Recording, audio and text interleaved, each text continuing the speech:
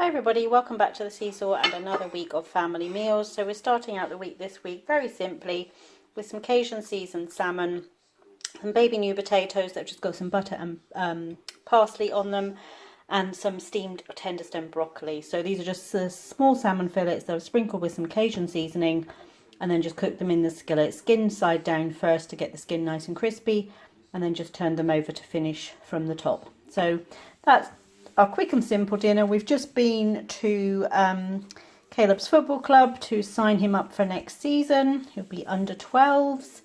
So that's all done now. We don't have to worry about that. They usually start football training again come August, so we get about a month off from football.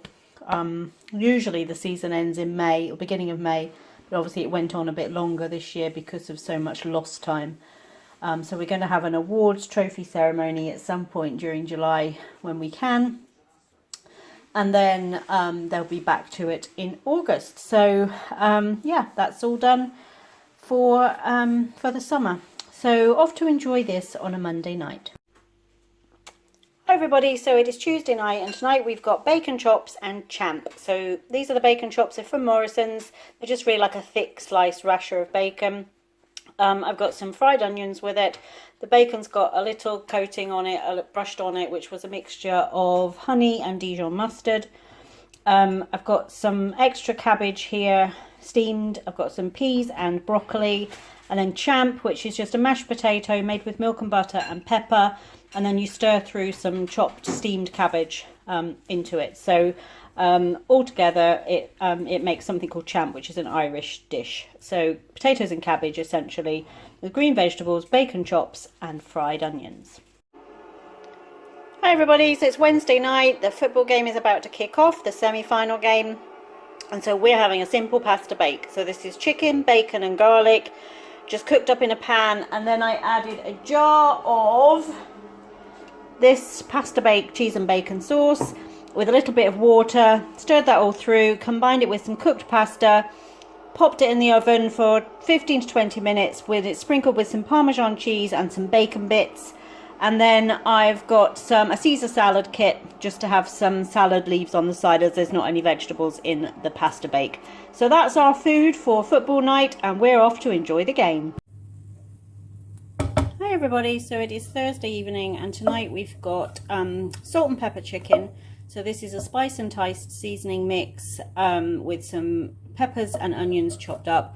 I cooked the chicken, coated it in some of the seasoning, cooked it in the oven for about half an hour, just chopped up pieces of chicken.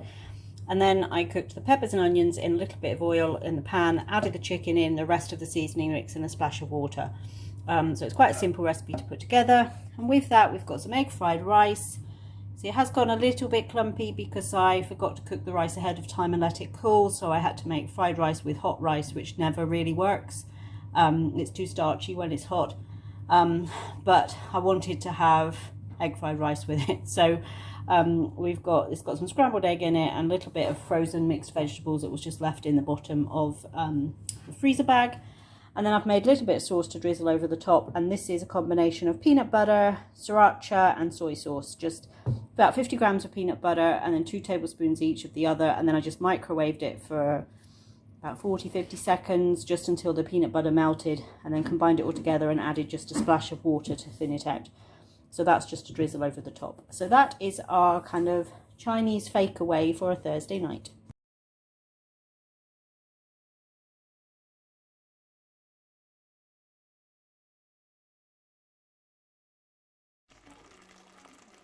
Hi everybody, so we're back home and all full up with ice cream.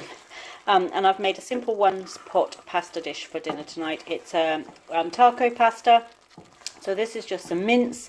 I've got a chopped pepper in there. I have a can of sweet corn. I've got some passata, some chicken broth, about a cup of salsa.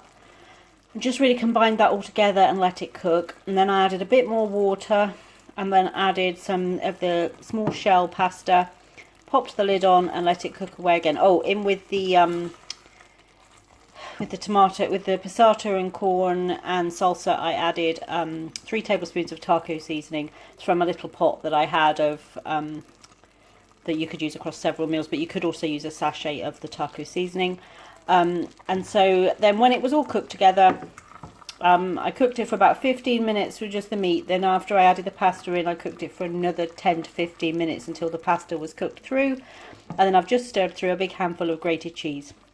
So it's all the kind of taco-y flavours all mixed together with pasta. So perfect for a Friday night supper. So that is what we're going to have in the little bit of room we've got left after eating that ice cream, which was absolutely delicious. So a big shout out to MK Desserts, which is the little van that comes around occasionally to our village and serves up those delicious bowls full of ice cream. And you can have it with just about anything. They do hot brownies with the ice cream on the top and then loads of toppings. They do all the different candy and chocolate bars that you can think. So there was a Haribo one, there was a Aero one, there was Crunchy and Snickers and Mars bar and those sorts of things. Then there was an Eat and Mess one with pieces of meringue and fruit in. Just all sorts of probably 20 to 25 different flavour combinations that you could have. So it was very enjoyable. We slowly walked back while we ate our ice creams, and then it's about an hour and a half later now before we're actually eating. So it's quite late, but it's Friday night, so it doesn't matter. So off to enjoy this for our Friday night supper. Hi everybody, so it's Saturday night and we're having creamy chicken casserole with broccoli and mashed potatoes. So this was just some pieces of chicken that I chopped up, some chicken breast, into quite large pieces, not little dice, like bite-sized pieces. I then left them in a combination of some milk, egg and salt. So I used 2 eggs, about a cup of milk and a sprinkle of salt, and just left them for about an hour to soften up the chicken. The longer you leave it, the softer the chicken will get. So you can leave it overnight, you can leave it 2 or 3 hours. I only had an hour, so I couldn't leave it any longer than that. Then I made up a mixture of some flour with some paprika and pepper in it.